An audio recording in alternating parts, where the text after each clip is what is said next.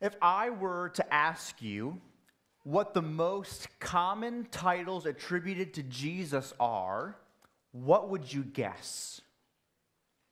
The number one most common title for Jesus in the New Testament is so common that we usually forget that it's even a title. The most common title for Jesus in the New Testament is Christ. Christ. He's called Christ approximately 550 times in the New Testament. Christ just means that he's the Messiah, the anointed one. The second most common title for Jesus in the New Testament is Lord. He is called Lord 250 times in the New Testament. He alone is Lord of heaven and earth. The third most common title for Jesus in the New Testament is Son of Man. It happens approximately 80 times, and this is the most common way that Jesus refers to himself in the Gospels. In fourth place is the title Son of God, that Jesus alone is the second person of the Godhead. He is the Son of God.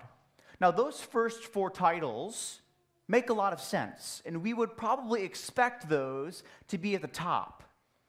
But number 5 probably comes as a surprise. The fifth most common title for Jesus in the New Testament is priest. Approximately 20 times in the New Testament, Jesus is called a priest. More than Savior, more than prophet, more than king, more than judge, more than any other title, priest comes in 5th place. That's a bit surprising. What's even more surprising is that only one book in the New Testament calls Jesus a priest. The book of Hebrews. Hebrews is responsible for all 21 times that Jesus is called a priest in the New Testament. And even more than that, there's a point in Hebrews where the author says, now here's the main point of Jesus being a priest. That's our passage for today. Hebrews chapter 8, verses 1 through 6. If we want to know what it means that Jesus is a priest, our passage for today is the passage to study for his priesthood. Now, what is a priest? A priest is a mediator between a holy God and sinful people. He mediates God to the people by guarding them from his holy presence.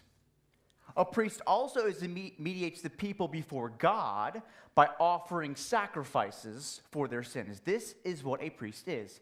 A priest mediates between a holy God and a sinful people. But why are we studying Christ as priest today? Well, you might remember that last week we began our Advent series as a church. And Pastor Chase preached on Christ as prophet. Today, we're studying Christ as priest, and Lord willing, this coming Sunday, we'll hear a sermon on Christ as king.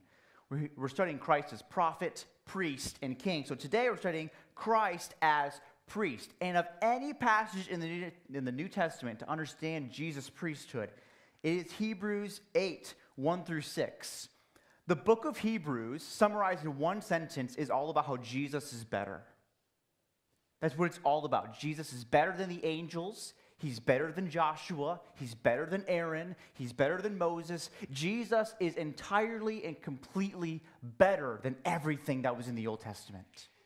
So if we want to know about Jesus' priesthood, we're going to see it in our passage today.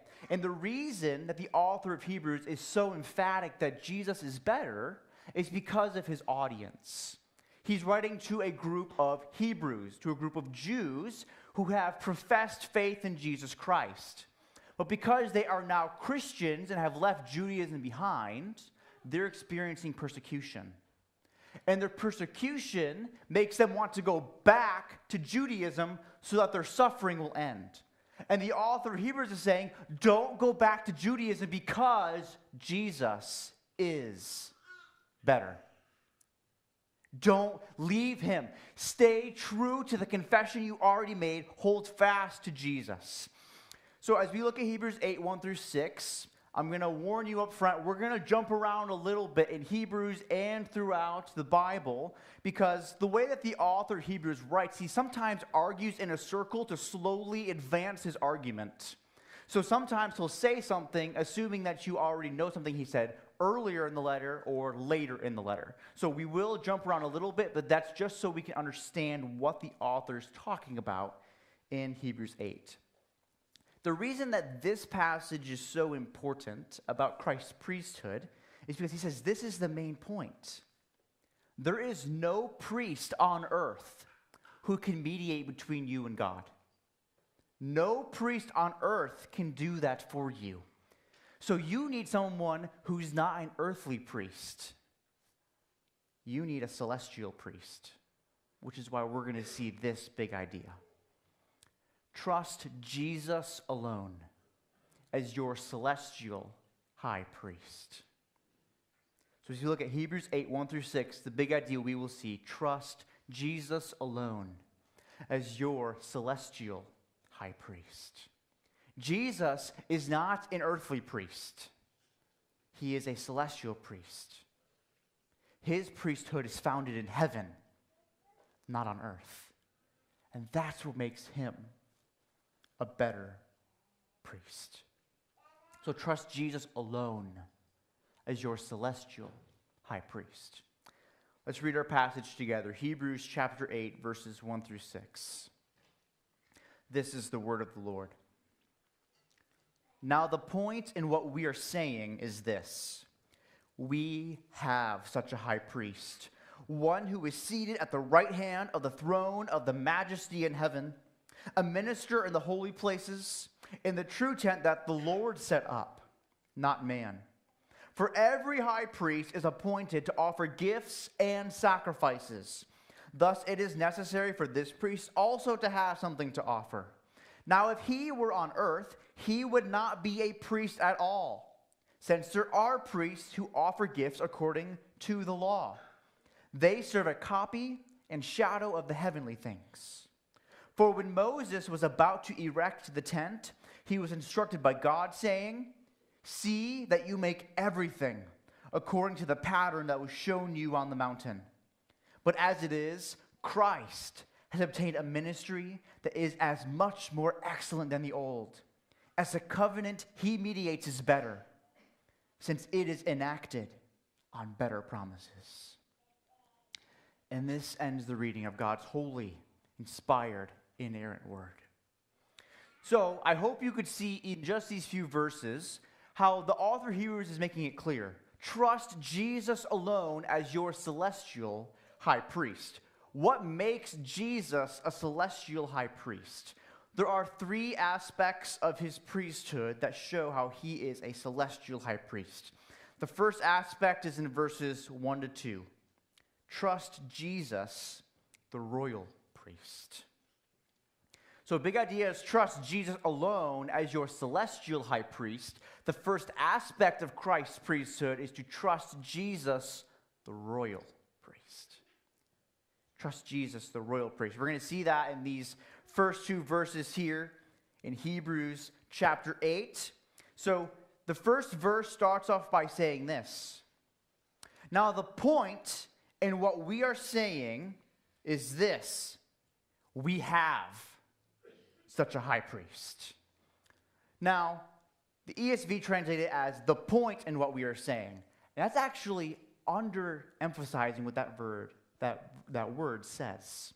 When he says point, he's not just saying like a point generally. He's saying this is the whole point, the main point, the big idea, if you will. The big idea of Jesus being a priest is this. So if you are reading or listening to Hebrews, we should be locked into what he's about to say. We need to hear closely what he's going to say, because he's going to tell us the whole point of everything he said so far about how Jesus is a better priest. But notice, he doesn't just call Jesus a priest. He calls Jesus a high priest. And that difference is important. In the Old Testament, there were the priests generally, and then there was the high priest specifically. The high priest was the first among all of the priests. What made that high priest unique is that on the Day of Atonement, once every year, the high priest could offer a sacrifice on behalf of the people in the most holy place where God dwelt. Only the high priest could go to this unique place where God's holiness dwelled once a year on that specific day to offer a sacrifice on behalf of the people. And the author of Hebrews is saying that's the kind of priest that Jesus is. He's a high priest. Who has Jesus as a high priest? We do. We have such a high priest. Only Christians have Jesus as a high priest. If you're here today and you do not believe in Jesus, there is no one currently mediating for you between a holy God and you as a sinful person. Only Christians have Jesus as a high priest. How does Jesus become this high priest? God makes him one. Jesus doesn't make himself a high priest. God alone makes Jesus a high priest. Just as a king goes through a coronation when they are enthroned over a nation, Jesus goes through an anointing as a high priest of the heavenly places. He alone is the high priest between a sinful people and a holy God. Only Jesus is a high priest because God alone made him one according to heavenly standards. What more reason do we need to have to pray than this? Jesus is a high priest. But he's not just a high priest. He's a high priest at the right hand of the Father. So when you pray to God, Jesus is sitting right next to God, ready to help you, making sure every word of yours is heard by the God who's supreme and majestic over all things. So trust Jesus alone as your celestial high priest. Trust Jesus, the royal priest. And notice, he's going to continue going, saying, we have such a high priest, he continues, one who is seated at the right hand of the throne of the majesty in heaven, a minister in the holy places, in the true tent that the Lord set up, not man. That's a very, very long description of what kind of priest Jesus is. And the whole point of that is saying that Jesus is a priest and a king at the same time. He is a royal priest. He's a priest king. He's at the right hand of God. I often say that Hillel is my right-hand man in ministry. He helps me with so many ministries here at Aboy Baptist Church. Brother, I'm so thankful for you. Thank you for the ways that you serve this church as a deacon. How you specifically helped me. Hillel is like my right-hand man in ministry. Well, Jesus is at the right hand of the Father. Always there, ready to help and to serve his people who have him as a high priest, to speak to God on their behalf for them and to plead their case. And the reason he's there is because God the Father put him there. Only a majestic one can put someone on the throne of majesty. God alone is that majesty to put him in that seat. And this is important to note because the author of Hebrews is assuming that you know something. Already in the book of Hebrews, 4 times, he has quoted Psalm 110. So let me read the 2 verses he has quoted from Psalm 110. So Psalm 110 verse 1 says, "The Lord says to my Lord, sit at my right hand until I make your enemies your footstool." Then verse 4, "The Lord has sworn and will not change his mind. You are a priest forever after the order of Melchizedek." So you can see how these 2 verses are being assumed here. Psalm 110 is being assumed in the first 2 verses of Hebrews chapter 8. Because he's trying to display this is who Jesus is. David in the Old Testament prophesied that someone would come from his line as a king who is also a priest. And the author of Hebrews is saying, that's Jesus. Jesus, as the son of David, is that high priest for you at the right hand of God. He was put there by God. So Jesus is a celestial and royal priest. He's seated at the right hand of the throne of the majesty in heaven, a minister in the holy places, in the true tent that the Lord set up, not man. When he says tent here, he's referring to the tabernacle in the Old Testament. The tabernacle, or the tent of meeting, that was a place that Moses built so that God's people could have a place to be with God. And Moses and the high priest were the only ones who could meet with God in that holy place, in the tabernacle, and in the tent of meeting, to hear God's voice. What the author of Hebrews is saying is that Jesus didn't go into a tabernacle that Moses made. He went into the tabernacle that God made, where God is right now. That's where Jesus is. Not some earthly tent, in a heavenly tent. A celestial tabernacle. And because it's celestial and not on the earth, it's a better tabernacle. Because God is the one who made it. Understanding Jesus as a royal priest is important for Christians. With him as our royal priest, it transforms our identity and our calling. This is something that a young woman named Miriam knew very well. Miriam is a young lady who lives in Central Asia in a predominantly Muslim country. She heard the gospel and believed the gospel at the age of 17 years old. One day at school, 17-year-old Miriam, her Muslim school, they were talking about Christianity and how Christians believe in 3 gods, not one, how they believe that Jesus is God, and how their Bible is corrupted.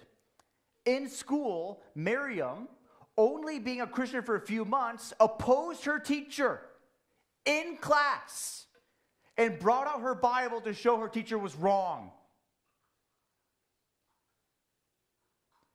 She had a gospel boldness in a place where she could be killed. There were 38 other students in that class, and she didn't care. She knew who she was because she knew who Jesus was. Her identity and calling as a Christian led her to faithfully proclaim the gospel, even in a hostile environment. She perceived that as an opportunity from God to talk about the gospel with her classmates who were following a dead religion leading them to hell. Would you and I have taken that opportunity to whip out our Bible and oppose almost 40 people? I don't know if we would have. But Miriam did, because she understood her identity as a Christian. Did you know that the Bible says that Christians also are royal priests? It says it in 1 Peter chapter 2, verses 9 and 10.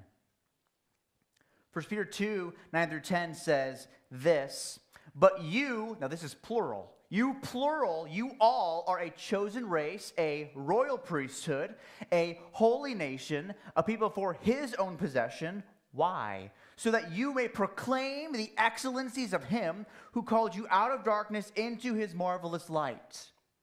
Once you were not a people, but now you are God's people.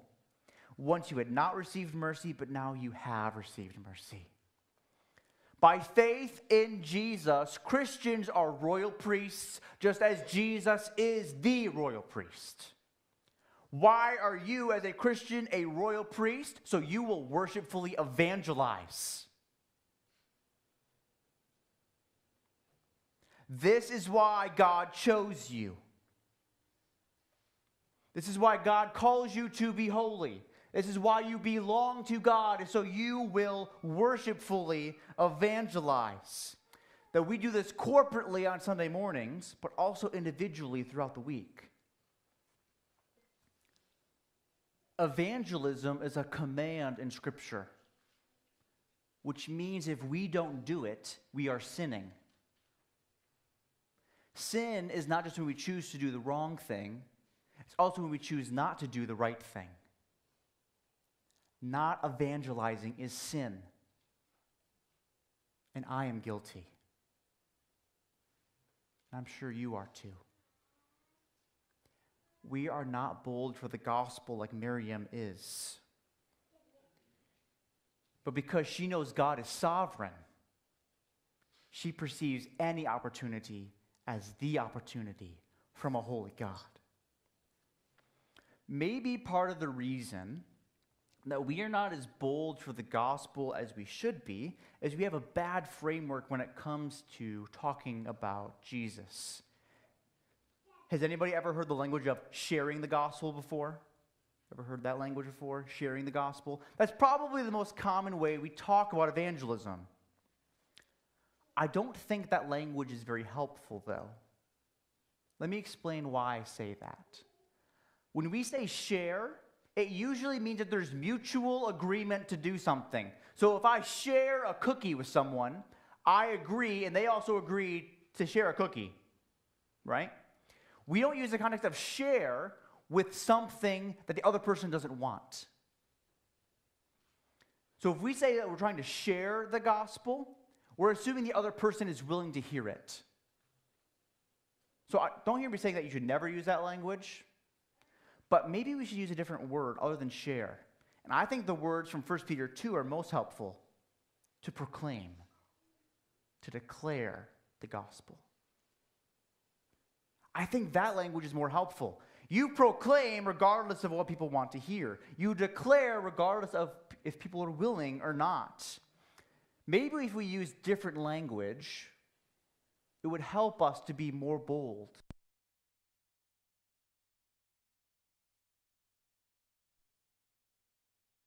To proclaim the gospel, it is Jesus' celestial and royal priesthood. Do you know what lasts forever? Jesus' royal kingdom that is from the heavens. You know what does not last forever? The United States of America. Your neighborhood, your job. Those things don't last forever. But Jesus does. And so does his kingdom. If you belong to his kingdom, why would you allow temporary things to stop you from living for eternal realities? If we thought more on Jesus' celestial and royal priesthood, I think it would cause us to be much more bold in proclaiming the gospel. So, as we looked at the first two verses, we've seen trust Jesus alone as your celestial high priest. The first aspect of his priesthood is to trust Jesus, the royal priest. We're going to look at the second aspect in verse 3. Trust Jesus, the sacrificial priest. Trust Jesus, the sacrificial priest. So if you look at verse 3, we're going to see that an important component of being a priest is that you have to offer sacrifices. So Jesus, as a sacrificial priest, has to offer something. Otherwise, he's not a priest. So let's read verse 3 again. Verse 3 says, "For every high priest is appointed to offer gifts and sacrifices. Thus it is necessary for this priest also to have something to offer." So verse 3 begins with the language of for. Well, for is explaining something. What is it explaining? Well, it's explaining verses 1 and 2. So verses 1 and 2, Jesus is a royal priest who is seated at the right hand of God. So what is it explaining? It's explaining how Jesus is a priest in the heavenly places, how he is a celestial priest at the right hand of God. So for every high priest is appointed to offer gifts and sacrifices. So he's doing a compare and contrast between Jesus' celestial priesthood and other earthly priests. He's drawing a contrast.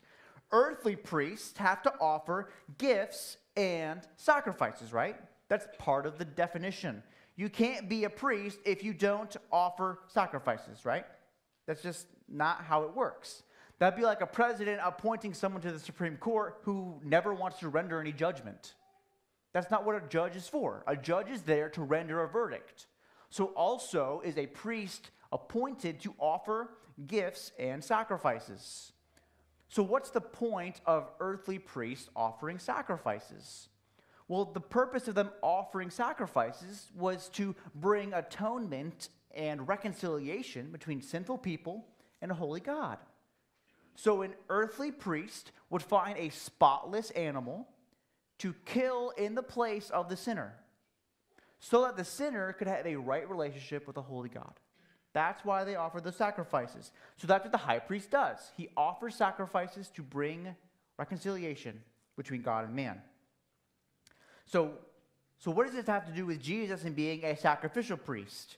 Well, that's where the rest of verse 3 comes in. Thus, drawing a conclusion, because earthly priests have to offer sacrifices, thus it is necessary for this priest also to have something to offer. So if earthly priests have to offer a sacrifice, so also does Jesus as a celestial priest. You can't be a priest if you don't offer a sacrifice, right? So I've never played organized basketball ever in my entire life. Not even like in elementary school, never. I've never done it. Don't shoot me. I know I'm not a true Hoosier because I've never played basketball, but just bear with me for a second, okay? I've never played organized basketball. If I told you that I am a basketball player, even though I've never played basketball, you wouldn't believe me. Because basketball players play basketball. Duh, right? Well, same thing.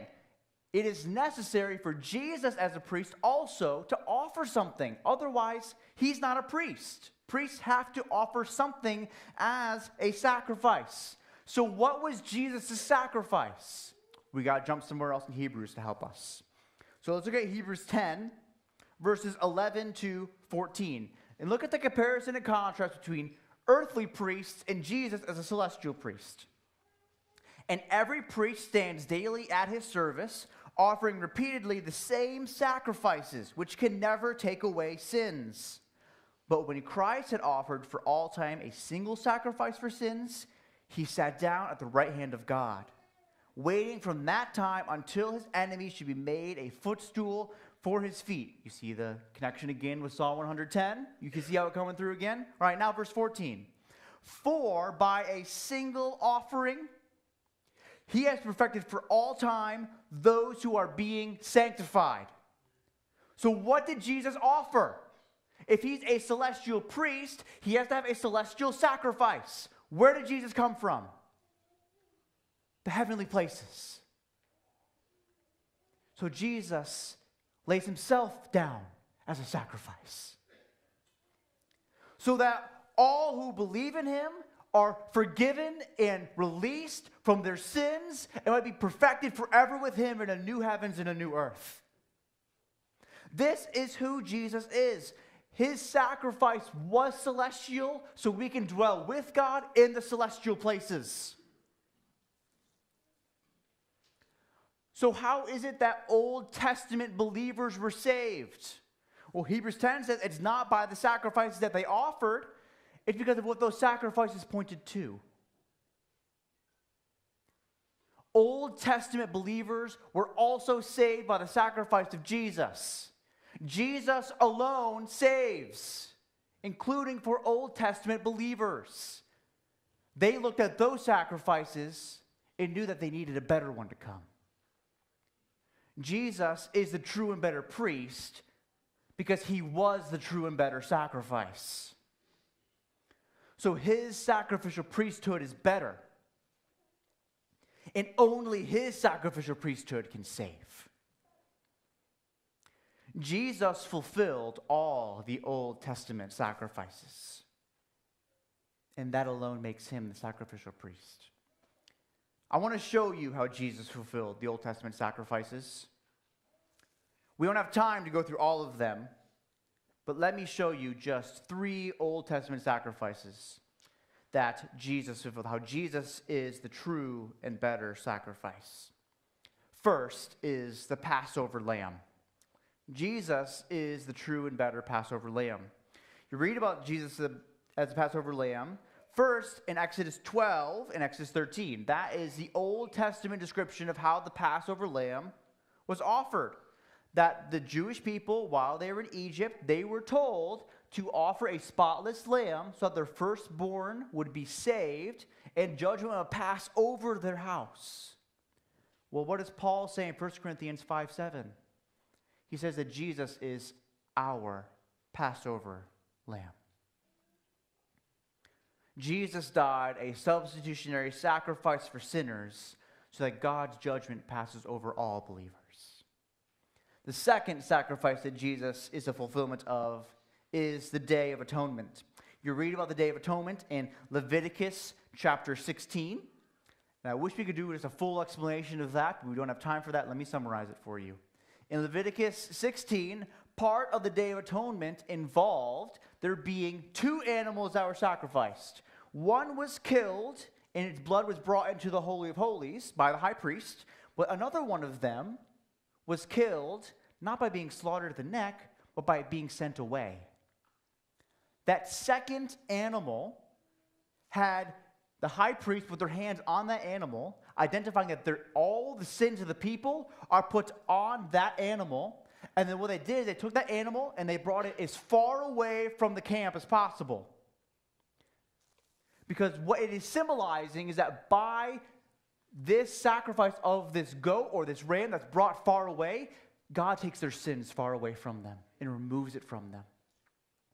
Well, then you find out in Hebrews 13, 10-16, that Jesus died outside the camp. He died outside the city of Jerusalem, so believers would be sanctified by bearing their sins far away from them.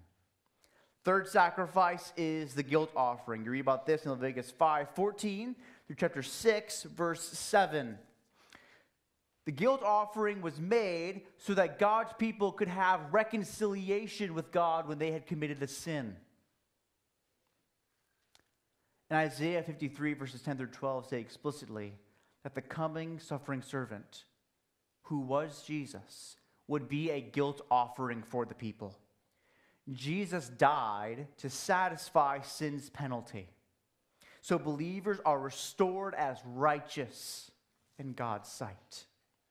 That's just 3 examples. And for the sake of time, we will leave it at those 3 examples. Jesus is the fulfillment of the Old Testament sacrifices. He sacrificed himself as a celestial high priest to reconcile you to God. If there is anyone today who is here and has not yet trusted in Jesus, you are far from God. God's judgment is upon you, and you need someone to take your sins far from you. Jesus, as the perfect Son of God, laid down his life on the cross so that you, a sinner, could be reconciled with the holy God. So if you will trust in Jesus and believe in him, you can be reconciled with the holy God because Jesus will bring mediation between you and this holy God. And here's the beauty of Jesus' sacrifice.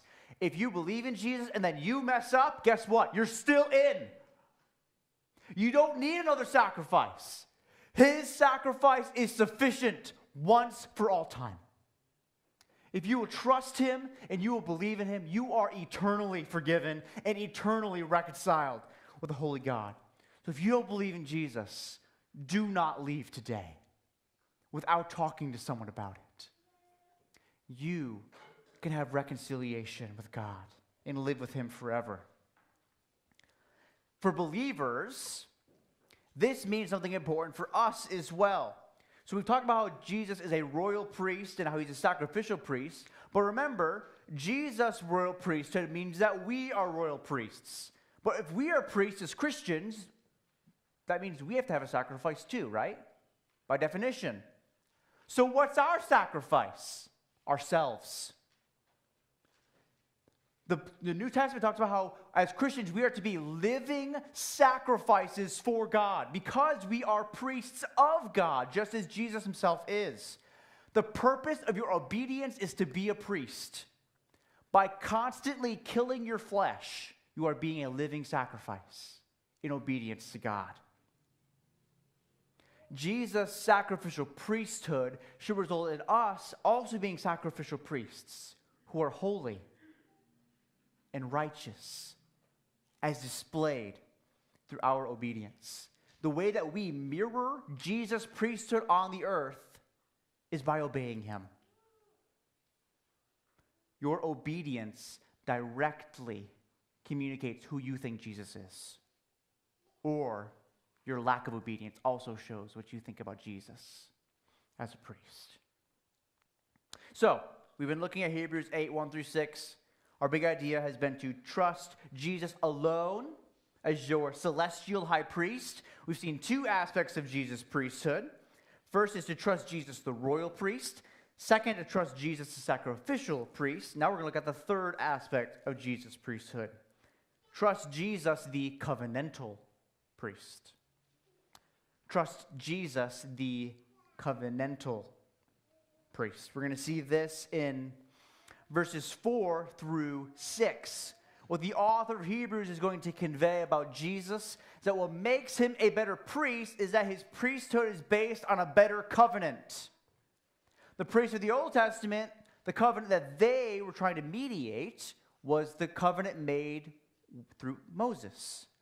But Jesus, as a priest, mediates a better covenant, the new covenant.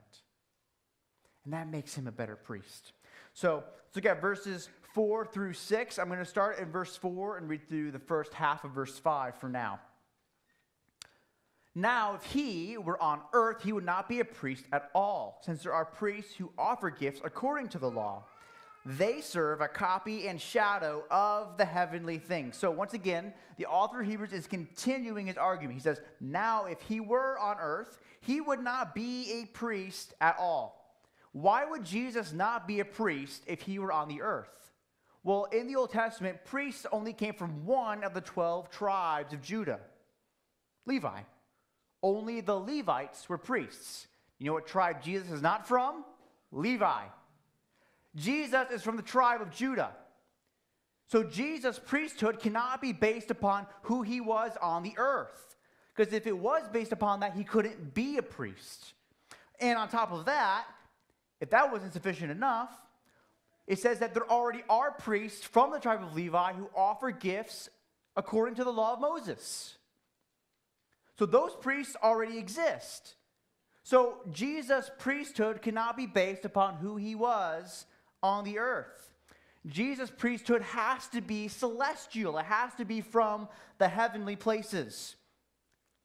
These earthly priests are offering sacrifices on behalf of the people so that they can restore them to God. But Jesus is a celestial priest who offers a celestial sacrifice. He doesn't offer gifts according to the law. He fulfills the law and offers a better sacrifice. Then verse 5 says that they serve a copy and shadow of the heavenly things. The they here is not referring to the sacrifices, it's referring to the priests. So the priests serve a copy and shadow of the heavenly things. So what was a Jew supposed to see in the Old Testament sacrificial system? Jesus not only fulfilled what the sacrifices were doing, he fulfilled what the priests were doing. He did both, not one or the other. He did both at the same time. How is it that these priests foreshadow Jesus? Well, what are they doing? They are the in-between God and man, offering sacrifices to allow that to happen. Well, that's what Jesus does through the new covenant of his blood. So you all know that, Lord willing, in a few weeks, we're going to start a building project here in this auditorium. We're going to, by God's grace, expand it, and we'll have a little bit more space. In some members' meetings, you've seen some sketches of what the building is going to look like, right? It's a sketch. It's a copy of what it's going to look like. We've shown you the sketches, but you haven't seen the real thing yet. Because the real thing isn't here yet. Lord willing, in the spring of next year, the real thing will be here. And you will recognize the real thing being here because you've seen the sketches, right? That's what the priests do. They are a sketch of what Jesus fulfilled. So trust Jesus alone as your celestial high priest. Trust Jesus, the covenantal priest. Now let's look at the rest of verse 5 and verse 6. For when Moses was about to erect the tent, he was instructed by God, saying, "See that you make everything according to the pattern that was shown you on the mountain." But as it is, Christ has obtained a ministry that is as much more excellent than the old. As a covenant, he mediates is better, since it is enacted on better promises. So he says, for when Moses was about to erect the tent. So how do we know that the earthly priests are supposed to point to the one true heavenly priest who was to come? The author of Hebrews says it was always there in the Old Testament the whole time. You just didn't have eyes to see it. For when Moses was about to make the tabernacle where God's presence was going to dwell, when Moses was about to do that, God said something to Moses. What did God say? God said to Moses, "See that you make everything according to the pattern that was shown you on the mountain."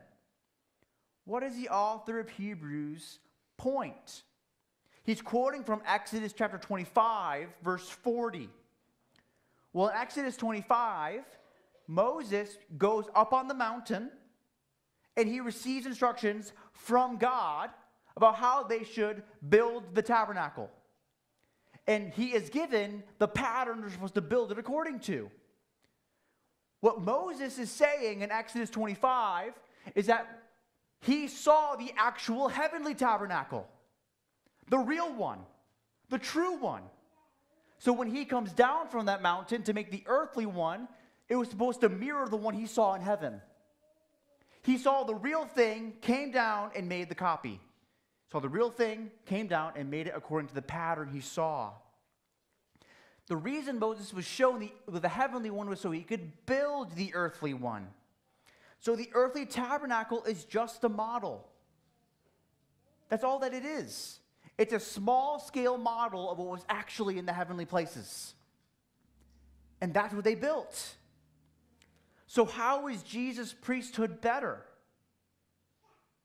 Because as it is, Christ has obtained a ministry that is as much more excellent than the old.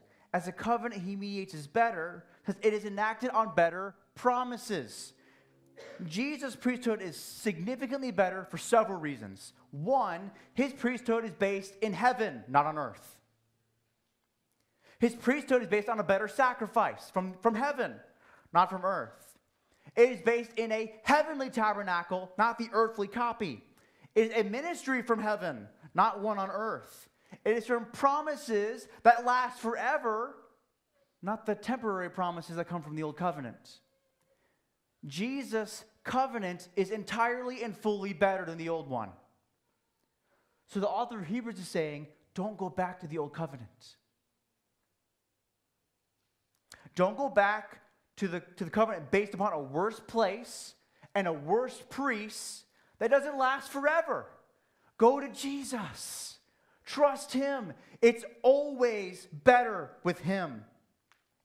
We can see how it's better in Hebrews 9, 23 to 28. The author of Hebrews comments about how Jesus' priesthood is better. So Hebrews 9, 23 to 28 says this. Thus it was necessary for the copies of the heavenly things to be purified with these rites, but the heavenly things themselves with better sacrifices than these. For Christ has entered not into holy places made with hands, which are copies of the true things, but into heaven itself, now to appear in the presence of God on our behalf. Nor was it to offer himself repeatedly, as the high priest enters the holy places every year with blood not his own. For then he would have had to suffer repeatedly since the foundation of the world. But as it is, he has appeared once for all at the end of the ages to put away sin by the sacrifice of himself. And just as it appointed for men to die once, and after that comes judgment, so Christ, having been offered once to bear the sins of many, will appear a second time, not to deal with sin, but to save those who are eagerly waiting for him. Jesus' priesthood is better because it is based upon a better covenant. that has better promises from a better place. The covenant that God made with Israel through Moses was glorious, don't get me wrong. But it was only glorious insofar as it pointed to Jesus. Under the old covenant, their high priest could only intercede for the people one time a year. And even then, he could only see with the vision of a foggy day. Under the new covenant, our high priest, Jesus, he can intercede for the people all the time, forever. And he lifts the fog from our eyes, as on a sunny day. Jesus' covenantal priesthood alone grants this spiritual sight. And one day, when the Lord calls his people home, they will see with that spiritual sight. That spiritual sight earlier this week was granted to a man named Jubilant Sykes. Jubilant Sykes was a very well-known opera singer who loved Jesus. He sang with the Gettys. He sang with John MacArthur. He was good friends with Johnny Erickson Tata, people who we all love and appreciate. But tragically, earlier this week, and this is all alleged because it's all so new, Sykes was found stabbed to death in his own home, and his son was the one who was arrested on the charges of murder. That's a tragic death. One that we should mourn. Sykes died at the age of 71 years old and allegedly was killed by his own son. But what is Sykes doing now? He has spiritual sight to see his high priest, whose name is love. Before Sykes' death, he knew intellectually how the earthly things pointed to celestial realities, but now Sykes knows it with his own eyes. He sees with spiritual eyes everything he had ever hoped for because he trusted that Jesus is better. He knew that Jesus is better because he is a covenantal priest and that his better covenant is based on better promises enacted by the better sacrifice of his better ministry in the better tabernacle. It is better because Jesus' priesthood is covenantal. Not the old covenant, but the new covenant. It is only Jesus' covenantal priesthood that can cause us to be saved. Being saved without Jesus doesn't work. I was even reminded earlier this morning when I was giving my 6-month-old son Riley a bath. He loves baths, and one of his favorite things is we'll pour water in front of him, and he sees the water, and he tries to grab it. It's so cute. It's awesome. No matter how hard he tries to grab that water, he never can. You can try to grab salvation, but you never can. Only Jesus can grab it for you. And he does so through the new covenant of his blood. He's the only one who can mediate between God and man. Don't believe the lie that many religions lead to God. They don't. There is one God and one mediator between God and man, and that is the God-man, Jesus Christ. He's the only one who can save you and reconcile you to God. So how do we as new covenant Christians relate to the old covenant? We're not bound to it anymore.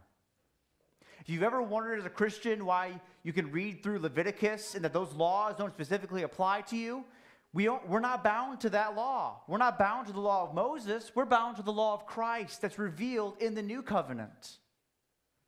So we only have to obey the old covenant insofar as it's repeated in the new covenant. That's why we don't offer sacrifices all the time. It's why we don't call our pastors priests, because we believe in the priesthood of all believers. We don't have to offer sacrifice because there's been one sacrifice for all time. And this also means that when we gather on Sunday mornings, we do so in a specific way. When we sing on Sunday mornings, we should want our worship to reflect heavenly worship. If you read Revelation, how are they worshiping? What do you hear? The people singing. You don't hear the bass guitar, although maybe it's there. You don't hear the drums, though maybe it's there. Instruments on stage are not a bad thing for worship at all, but they cannot replace the voice of the people. Because what we will hear forever in heaven primarily is the voice of the people. The people are the primary instrument in heaven. So also should it be here. We don't want any instruments on stage to be louder than your voices, because that's what heaven is like. It's also why we keep the lights up so you can see one another. Heaven is not going to be dark. It's going to be bright. You're going to see one another, and you're going to sing to one another. Heaven's going to be a joyful place. No one's going to sing like this. Maybe we shouldn't sing like that either. Maybe we need to be willing to be a bit more joyful for the Lord on Sunday mornings when we sing. Maybe we can raise our hands a little bit. Or clap on beat for once. Although it's hard for some of us. Heaven is founded on the preaching of the gospel. So that's what we proclaim on Sunday mornings. We want to preach the Bible, not man's thoughts and ideas. What we do on Sunday morning should reflect what we will do forever in heaven. So as we've looked at Hebrews 8, we've seen the big idea to trust Jesus alone as your celestial high priest. To trust Jesus the royal priest, Jesus the sacrificial priest, and Jesus the covenantal priest. Jesus is the only one who gives access to God in the celestial city because he alone mediates a better covenant. During this Christmas season, it is important to ask why Jesus took on flesh. So let's ask that question in light of his priesthood. Jesus willingly came to earth and suffered with joy even to death on a cross. Why? He did all of that to be the high priest of his people. And why did he do that? Why did he want to be the high priest of his people? I think for two reasons specifically. First, he came to suffer for you. Jesus suffered so you do not have to suffer forever in hell. The sinless one bore your sins to save you from sin and death. He suffered to save you. Second, he came to suffer with you. Jesus suffered so you do not have to suffer alone ever on earth. The sinless one endured suffering to sympathize with you in your weaknesses. He suffered to sympathize with you. So he came to suffer for you, and he came to suffer with you.